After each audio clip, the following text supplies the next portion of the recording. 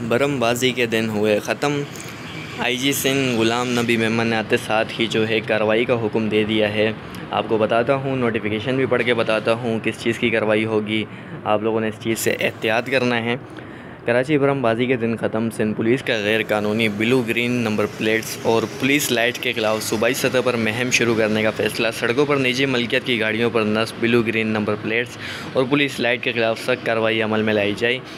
IG Sindh Ghulam Nabi Memon का ये हुक्म है, ये ऑर्डर है। बाकायदा इसका नोटिफिकेशन भी आ चुका है। आप यहाँ पर नोटिफिकेशन देख सकते हैं, ऊपर डेट मेंशन है। यहाँ पर मैं आपको सब्जेक्ट बता देता हूँ, campaign against illegal use of blue green number plates and police light. तो जिन भाइयों ने सरकारी नंबर प्लेट लगाए हुए हैं वो अपने नंबर प्लेट चेंज कर लें। अगर लाइट्स लगाए हुए हैं तो लाइट्स उतार दें। अगर हॉर्न लगाया हुआ है पुलिस का तो वो भी हटा लें, क्योंकि इसके ख़िलाफ़ जो है सख्त कार्रवाई की जाएगी। आप इस कार्रवाई का हिस्सा ना बने, इससे बचने की कोशिश करें, क्योंकि अभी जो है ये आईजी सिंध का हुक्म है, ऑर्डर है।